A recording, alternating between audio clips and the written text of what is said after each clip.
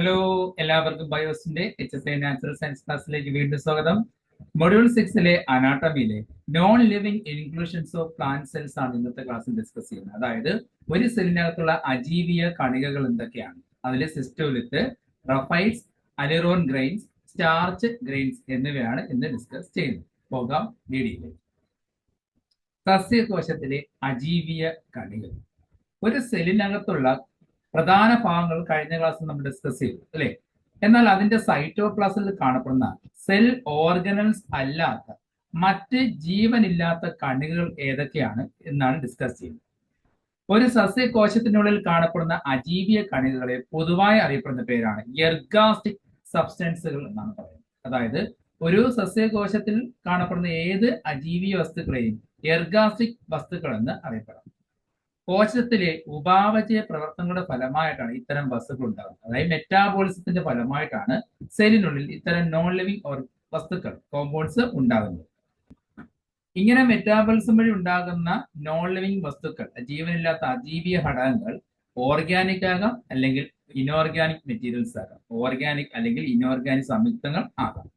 ഇവയെ പ്രധാനമായിട്ട് മൂന്നായിട്ട് തരംതിരിക്കാം. ഒന്ന് സംഭൃത ആഹാര ശകലങ്ങൾ അഥവാ ഫുഡ് റിസർവ്സ്, ദെൻ സ്രവ വസ്തുക്കൾ സെക്രീറ്ററി വസ്തുക്കൾ, ദെൻ വിസർജന വസ്തുക്കൾ അതായത് എക്സ്ക്രീറ്ററി പ്രോഡക്ട്സ്. അങ്ങനെ മൂന്ന് ഗ്രൂപ്പായിട്ട് തിരിക്കാം. ഇതിൽ ആദ്യത്തേതാണ് സംഭൃത ആഹാര ശകലങ്ങൾ, അതായത് ഫുഡ് റിസർവ്സ് എന്ന് പറയാം. സെല്ലിനകത്ത് മെറ്റാബോളിസം വഴി ഉണ്ടാകുന്ന ആഹാര പദാർത്ഥങ്ങളെ സംഭരിച്ചു വെക്കുന്നു. പല രൂപത്തിലായിരിക്കും സംഭരിച്ചു വെക്കുന്നത്. പ്രകാശ സംശ്ലേഷണ ഫലമായി കാർബൺ ഡയോക്സൈഡിൽ നിന്നും വാട്ടറിൽ നിന്നും ഉണ്ടാകുന്ന ഉൽപ്പന്നങ്ങളെ സസ്യകലകളിൽ വിവിധ ഭാഗങ്ങളിൽ ആഹാരമായിട്ട് സംഭരിച്ചു വെക്കുന്നു. അത് കാർബോഹൈഡ്രേറ്റുകളായോ അല്ലെങ്കിൽ നൈട്രജൻ ഉൽപ്പന്നങ്ങളായോ കൊഴുപ്പുകളായോ എണ്ണകളായോ ആയിരിക്കും ഇത് സ്റ്റോർ ചെയ്ത് വെക്കുന്നത്. അതിൽ ആദ്യം നമുക്ക് കാർബോഹൈഡ്രേറ്റുകൾ നോക്കാം. അതായത് സസ്യത്തിലെ പ്രകാശ സംശ്ലേഷണ ഫലമായിട്ടുണ്ടാകുന്ന ഉൽപ്പന്നങ്ങളെ കാർബോഹൈഡ്രേറ്റുകളായിട്ട് സൂക്ഷിച്ചു വെക്കാറുണ്ട്. സസ്യങ്ങൾ ആഹാരം സംഭരിച്ചു വെക്കുന്നത് സാധാരണ കാർബോഹൈഡ്രേറ്റുകളുടെ രൂപമായ പഞ്ചസാരയുടെ രൂപത്തിലോ അല്ലെങ്കിൽ അന്നജം സ്റ്റാർച്ചിന്റെ രൂപത്തിലോ അല്ലെങ്കിൽ ഇൻസുലിന്റെ രൂപത്തിലോ അല്ലെങ്കിൽ സെല്ലോസിന്റെ രൂപത്തിലോ അല്ലെങ്കിൽ ഹെമി സെല്ലുലോസിന്റെ രൂപത്തിലോ ആകാം. ഈ പറഞ്ഞിരിക്കുന്ന കാർബോഹൈഡ്രേറ്റ് രൂപത്തിലും ആഹാരം സ്റ്റോർ ചെയ്ത് വെക്കാവുന്നതാണ്. ആദ്യം പഞ്ചസാര എങ്ങനെയാണ് കോശദ്രവ്യത്തിൽ അല്ലെങ്കിൽ കോശത്തിനുള്ളിൽ സ്റ്റോർ ചെയ്തിരിക്കും നോക്കാം. കോശദ്രവത്തിനുള്ള സൈറ്റോപ്ലാസ്റ്റിൽ അലിഞ്ഞു ചേർന്നായിരിക്കും പഞ്ചസാരകൾ പൊതുവെ കാണപ്പെടുന്നത്. അതായത് സുക്രോസിന്റെ രൂപത്തിലോ ഫ്രക്ടോസിന്റെ രൂപത്തിലോ ഗ്ലൂക്കോസിന്റെ രൂപത്തിലോ ഒക്കെ ആയിരിക്കും സെൽ ഫ്ലൂയിഡ് അതായത് സൈറ്റോപ്ലാസ്റ്റില് അലിഞ്ഞു ചേർന്ന് കാണപ്പെടുന്നത്. നമ്മുടെ ഫ്രൂട്ട്സിലും മുന്തിരിയിലും അതുപോലെ മറ്റു ഫലങ്ങളിലൊക്കെ മധുരം ഉണ്ടല്ലോ, അതിന് കാരണം ആ കോശദ്രവ്യത്തിൽ അലിഞ്ഞു ചേർന്നിരിക്കുന്ന പഞ്ചസാരകളാണ്. അടുത്ത നമ്മുടെ ടോപ്പിക്കിൽ പറഞ്ഞിരിക്കുന്നതാണ് അന്നജ തരികൾ അതായത് സ്റ്റാർച്ച് ഗ്രെയിൻ. നമ്മുടെ സിലബസിൽ ഉൾപ്പെടുത്തിയിരിക്കുന്ന ഭാഗമാണ്. സസ്യങ്ങളിൽ സാധാരണ കാണ്ഡങ്ങളിലോ വേരുകളിലോ ഒക്കെ നമ്മൾ കിഴങ്ങുകളെ കാണാറില്ലേ, അതിൽ അന്നജമായിട്ടായിരിക്കും കൂടുതലും കാർബോഹൈഡ്രേറ്റുകളെ സ്റ്റോർ ചെയ്ത് വെക്കുന്നത്. അപ്പൊ കാർബോഹൈഡ്രേറ്റുകളുടെ മറ്റൊരു രൂപമാണ് അന്നജം. സ്റ്റാർച്ചിന്റെ രൂപത്തിൽ സാധാരണ സ്റ്റെമ്മിലോ അല്ലെങ്കിൽ റൂട്ടിലോ സ്റ്റോർ ചെയ്ത് വെക്കാറുണ്ട്.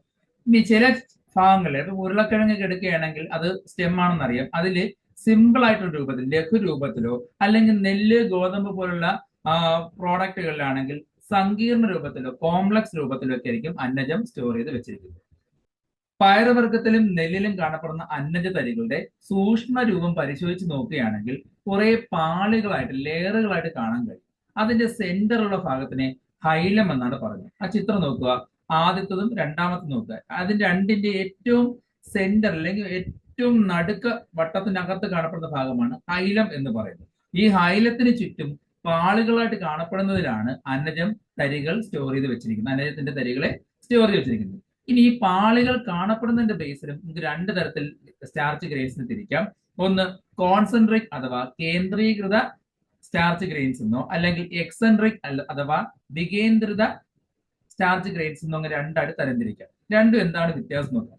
ആദ്യ ചിത്രം നോക്കുക. അതിനകത്ത് ഹൈലത്തിന് ചുറ്റുമായിട്ട് അന്നജ തരികളെ അറേഞ്ച് ചെയ്തിരിക്കുന്നത് ഓരോ കറക്റ്റ് വൃത്തമായിട്ട്, ഓരോ വൃത്തം അകത്തൊരു ചെറിയ വൃത്തം, അതിന് ചുറ്റും വലിയ വൃത്തം, അങ്ങനെ ഓരോരോ സർക്കിളുകൾ വലയങ്ങളായിട്ട് വ്യക്തമാക്കി അറേഞ്ച് ചെയ്തിരിക്കുന്ന ഈ രീതിയാണ് കേന്ദ്രീകൃത അന്നജ തരികൾ എന്നറിയപ്പെടുന്നത്. അതായത് നടുക്കുള്ള ഹൈലത്തിന് ചുറ്റുമായിട്ട് നിരവധി പാടുകളായിട്ട് ഓരോരോ വൃത്തങ്ങളായിട്ടാണ് അറേഞ്ച് ചെയ്തെങ്കിൽ അതാണ് കേന്ദ്രീകൃത അന്നജ തരികൾ എന്നറിയപ്പെടുന്നത്.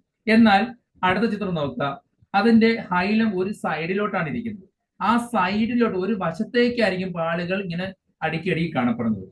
ഹൈലം ഒരു വശത്തേക്ക് മാറിയിരിക്കുന്നു, അതിന് ചുറ്റുമായിട്ട് പാളികളായിട്ട് കാണപ്പെടുന്നു. അപ്പൊ ഒരു സൈഡിൽ നിന്നായിരിക്കും സർക്കിൾ സ്റ്റാർട്ട് ചെയ്യുന്നത് പോലെ കാണപ്പെടുന്നത്.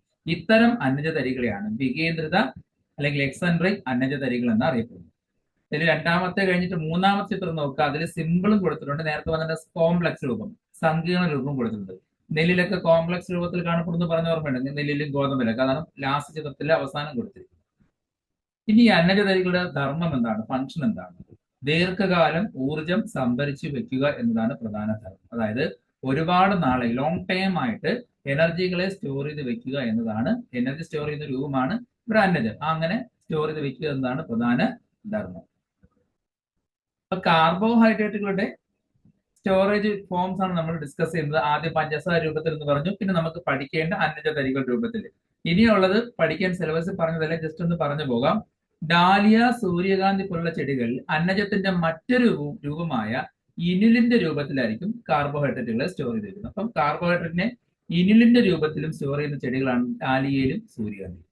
അതുപോലെ ചില ചെടികളിൽ ബീജാവരണത്തിൽ അഥവാ വിത്തിന്റെ ആവരണത്തിൽ സെല്ലുലോസ് അഥവാ ഹെമി സെല്ലുലോസ് രൂപത്തിലും ആഹാരം സംഭരിച്ചു വെക്കും. അതായത് സീഡ് കോട്ടിലെ സെല്ലുലോസ് ആയിട്ടോ ഹെമി സെല്ലുലോസ് ആയിട്ടോ ചില ചെടികളിലും ആഹാരം സംഭരിച്ച് വെക്കാറുണ്ട്.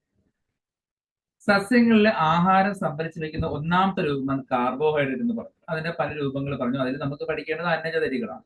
എന്നാൽ അടുത്ത് നമുക്ക് പഠിക്കേണ്ടതാണ് അലിറോൺ ഗ്രെയിൻസ്, അതായത് മാംസ്യത്തിന്റെ തരികൾ. അത് നൈട്രജൻ ഉൽപ്പന്നങ്ങൾ എന്ന ഗ്രൂപ്പിലാണ് ഉൾപ്പെടുന്നത്. അതായത് സംഭൃത ആഹാര ശകലങ്ങളിൽ നൈട്രജൻ ഉൽപ്പന്നങ്ങളായ മാംസ്യങ്ങളോ അല്ലെങ്കിൽ അമിനോ ഉൽപ്പന്നങ്ങളായിട്ടും ചില ചെടികൾ സ്റ്റോർ ചെയ്യാറുണ്ട്. മാംസ്യത്തിന്റെ പ്രോട്ടീനുകളുടെ രൂപത്തിലും ആഹാരം സംഭരിച്ചു വെക്കുന്നുണ്ട്. ആദ്യം നമുക്ക് നോക്കാം പ്രോട്ടീൻ അഥവാ മാംസ്യത്തിന്റെ രൂപത്തിൽ എങ്ങനെയാണ് ചെടികൾ ആഹാരം സംഭരിച്ചു വെക്കുന്നത്. വളരെ കോമൺ ആയിട്ട് ചെടികളിൽ കാണപ്പെടുന്ന ഒരു സംഭൃത ആഹാര രൂപമാണ് അലിറോൺ തരികൾ. മിക്കവാറും ഉള്ള ചെടികളിൽ ഏത് പാട്ടെടുത്താലും പ്രോട്ടീനുകളെ അലിറോൺ തരികളായിട്ട് ഇങ്ങനെ സ്റ്റോർ ചെയ്ത് വെച്ചിട്ടുണ്ട്. ചില കോശങ്ങളിൽ ഇവ ക്രിസ്റ്റൽ ആകൃതിയിലായിരിക്കും കാണപ്പെടുന്നത്. അങ്ങനെയുള്ളവയെ ക്രിസ്റ്റലോയിഡ് എന്നാണ് അറിയപ്പെടുന്നത്. ചില ചെടികളിൽ ഇത് അലിറോൺ ഗ്രെയിൻസ് ക്രിസ്റ്റൽ ആകൃതിയിൽ കാണപ്പെടുന്നതിനെ ക്രിസ്റ്റലോയിഡ് എന്നറിയപ്പെടുന്നു. ഇത് പൊതുവെ മാംസ രൂപത്തിൽ തന്നെയായിരിക്കും കാണപ്പെടുന്നത്. ഇത് പ്രോട്ടീൻ രൂപത്തിൽ തന്നെയാണ് ക്രിസ്റ്റലിന്റെ ആകൃതിയിൽ കാണപ്പെടുന്നത്.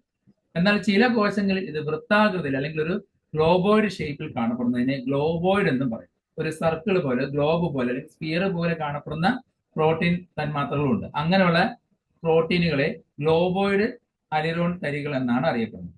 ഇവ പൊതുവെ കാൽഷ്യത്തിന്റെയും മഗ്നീഷ്യത്തിന്റെയും ഇരട്ട ഫോസ്ഫേറ്റ് രൂപത്തിലായിരിക്കും കാണപ്പെടുന്നത്. അപ്പൊ ഇവ ഒരു പ്രോട്ടീൻ രൂപത്തിലായിരിക്കില്ല കാണപ്പെടുന്നത്. കാൽഷ്യത്തിന്റെയോ മഗ്നീഷ്യത്തിന്റെയോ ഇരട്ട ഡബിൾ ഫോസ്ഫേറ്റ് രൂപത്തിലായിരിക്കും കൂടുതലും കാണപ്പെടുന്നത്.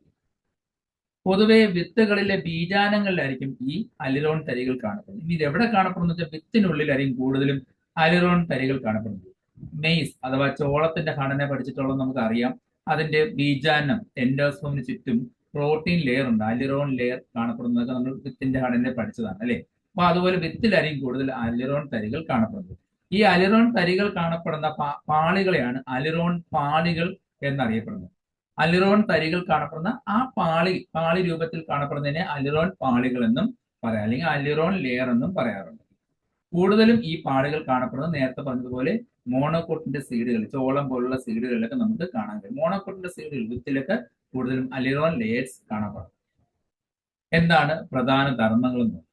വിത്തിനുള്ളിലാണ് കാണപ്പെടുന്നതെങ്കിൽ വിത്തിന്റെ ജെർമിനേഷനുമായി ബന്ധപ്പെട്ട് തന്നെയാണ് ഇതിന്റെ ഫംഗ്ഷൻ വരുന്നത്. അതായത് വിത്ത് മുളയ്ക്കുമ്പോൾ ആവശ്യമായിട്ടുള്ള എൻസൈമുകൾ നിർമ്മിക്കാനും അതുപോലെ അന്നജത്തിന്റെയും മാംസത്തിന്റെയും വിഘടനം ഡൈജഷൻ സഹായിക്കാനും അതുപോലെ വിത്ത് മുളയ്ക്കുമ്പോൾ വിത്തിനുള്ളിൽ ഭ്രൂണത്തിന്റെ ഡെവലപ്മെന്റ് വളർച്ചയ്ക്കും സഹായിക്കുന്നത് ഈ അലിറോൺ തരികളായിരിക്കും.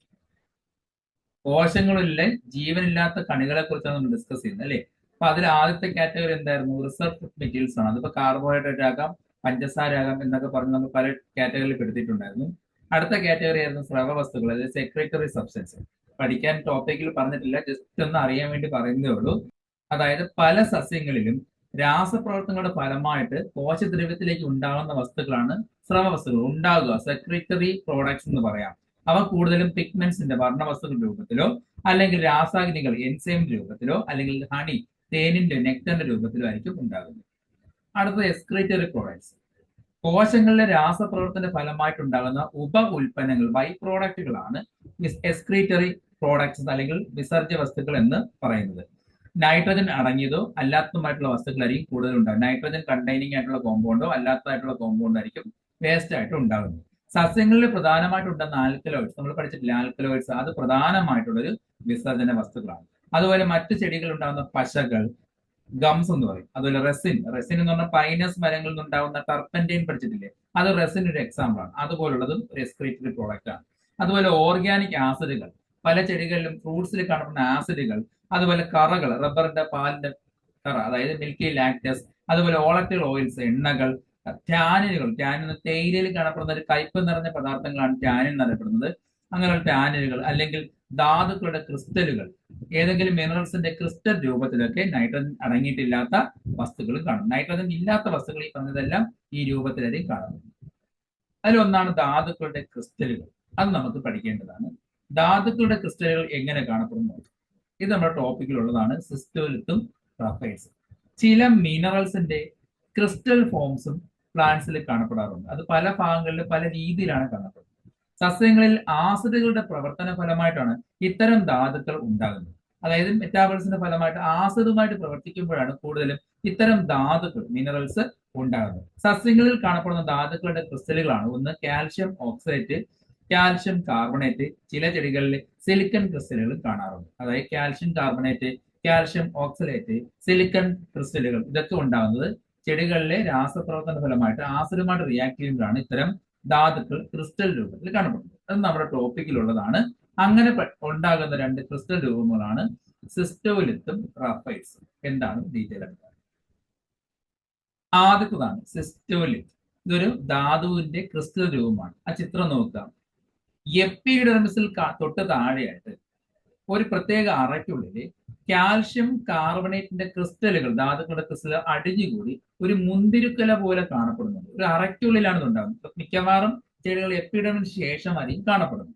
ഇങ്ങനെ ഒരു അറയ്ക്കുള്ളിൽ മുന്തിരിക്കുല പോലെ കാൽഷ്യം കാർബണേറ്റിന്റെ ക്രിസ്റ്റലുകൾ രൂപപ്പെടുന്നതിനെയാണ് സിസ്റ്റോലിത്ത് എന്ന് പറയുന്നത്.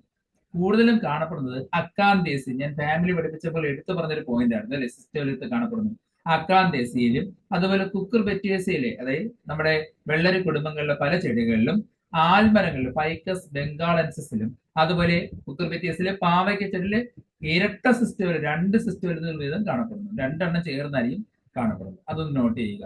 അത് കുക്കുർബെറ്റേസ് ഫാമിലി വരുന്ന ചെടിയാണ് പാവയ്ക്ക, അതിൽ രണ്ട് സിസ്റ്റോലിത്തിൽ ചേർന്നായിരിക്കും കാണപ്പെടുന്നത്. ഇങ്ങനെ കാൽഷ്യം കാർബണേറ്റിന്റെ ക്രിസ്റ്റൽ രൂപമാണ് സിസ്റ്റോലിത്ത് എന്നറിയപ്പെടുന്നത്. ഇവയുടെ ഫംഗ്ഷൻ എന്ന് പറയുന്നത് ഇലകളിലെ ആന്തരിക കലകളിലേക്ക് പ്രകാശം എത്തിക്കുക എന്നതാണ് പ്രധാന ധർമ്മം. അതായത് ഉള്ളിലോട്ടുള്ള കലകളിലേക്ക്, ടിഷ്യൂസിലേക്ക് പ്രകാശത്തിനെ എത്തിക്കുക എന്നത് സിസ്റ്റോലിത്തിന്റെ ഒരു പ്രധാന ധർമ്മമാണ്. അതുപോലെ ഇലകളെ തിന്നു നശിപ്പിക്കുന്ന ഷഡ്പദങ്ങളെ ചെറുക്കുക എന്നത് ഒരു പ്രധാന ധർമ്മമാണ്. അടുത്തൊരു ധാതുവിന്റെ ക്രിസ്റ്റൽ രൂപമാണ് റഫൈഡ്സ് എന്നറിയപ്പെടുന്നത്.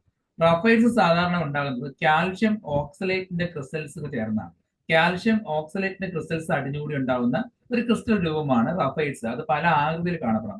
കൂടുതലും കാണപ്പെടുന്നത് സൂചിയുടെ, നീണ്ട കൂർത്ത സൂചിയുടെ ആകൃതിയിൽ അടുക്കി സെല്ലിൽ ഒരു അറയ്ക്കുള്ളിൽ കാണപ്പെടാറുണ്ട്. അങ്ങനെ നിരവധി സൂചികൾ ചേർന്നിരിക്കുന്നത് പോലെ കാണപ്പെടുന്ന കാൽഷ്യം ഓക്സലേറ്റിന്റെ ക്രിസ്റ്റലുകളെയാണ് റഫൈഡ്സ് എന്ന് പറയുന്നത്. ഇവ സാധാരണ ഇലകളുടെ ഞെട്ടിലും അതുപോലെ സംഭരണ അവയവങ്ങളും, അതായത് സ്റ്റോറേജ് ഓർഗൻസിലും, കാണ്ഡത്തിന്റെ പിത്ത് സെന്ററിൽ, കാണ്ഡത്തിന്റെ സ്റ്റെമ്മിന്റെ പിത്ത് റീജിയനിലും, അതുപോലെ കോർട്ടെക്സ് റീജിയനിലും കാണപ്പെടാറുണ്ട്. ചേമ്പിൽ കൂടുതലായിട്ട് കാണപ്പെടുന്നുണ്ട്. മുട്ടപ്പായൽ പിസ്റ്റിയ അതുപോലുള്ള ചെടികളിലും, അഗേവിയസിയെ ആനപ്പുറത്തിയുടെ ഫാമിലിയിലും, ഓർക്കിഡേസിയെ ഓർക്കിഡ് കുടുംബങ്ങളിലും, റൂബിയേസിയെ തെറ്റി കുടുംബങ്ങളിലും, സൊളാനീസിയെ ഉരുളക്കിഴങ്ങ് കുടുംബങ്ങളിലും, പല ചെടികളിലും നമുക്ക് എന്ത് കാണാൻ കഴിയും? റഫൈഡ്സ് കാണാൻ കഴിയും. എന്താണ് റഫൈഡ്സിന്റെ ഫംഗ്ഷൻ? സസ്യപുക്കുകളിൽ നിന്നും സസ്യങ്ങളെ സംരക്ഷിക്കും. എങ്ങനെയാണ് ഹെർബിവോഴ്സിനെ ഈ പ്ലാന്റ് ചേർക്കുന്നത്? കൂർത്ത സൂചി പോലെ ഇരിക്കുന്നതുകൊണ്ട് തന്നെ തിന്നുമ്പോൾ ബാക്കിയുള്ളിൽ മുറിവുകളും മറ്റും ഉണ്ടാകാനുള്ള ചാൻസ് കൂടുതലാണ്. അതുകൊണ്ടാണ് ഇത്തരം പ്ലാന്റുകളെ സസ്യപുക്കൾ, ഹെർബിവോഴ്സ് അതിനെ ഒഴിവാക്കുന്നത്. അപ്പൊ ഇന്നത്തെ ക്ലാസ്സിൽ നമ്മൾ ഡിസ്കസ് ചെയ്തത് നോൺ ലിവിങ് തിങ്സ് ഇൻ പ്ലാന്റ്സിൽ, അതായത് സെല്ലിനകത്തുള്ള അജീവിയ കണികളെ കുറിച്ചായിരുന്നു. അതിൽ അന്നജ തരികളെ കുറിച്ചും മാംസ്യ തരികൾ, അലിറോൺ തരികളെ കുറിച്ചും, അതുപോലെ ക്രിസ്റ്റലുകൾ രൂപത്തിൽ കാണപ്പെടുന്ന ധാതുക്കളായ സിസ്റ്റോലിത്തും അതുപോലെ റഫൈഡ്സുമാണ് ഡിസ്കസ് ചെയ്തിരിക്കുന്നത്. ക്ലാസ് മനസ്സിലായെങ്കിൽ ലൈക്ക് ചെയ്യുക, സബ്സ്ക്രൈബ് ചെയ്യുക. അടുത്ത ക്ലാസ്സിൽ മറ്റൊരു ടോപ്പിക്കോട് വീണ്ടും കാണാം. എല്ലാവർക്കും ശുഭദിനം.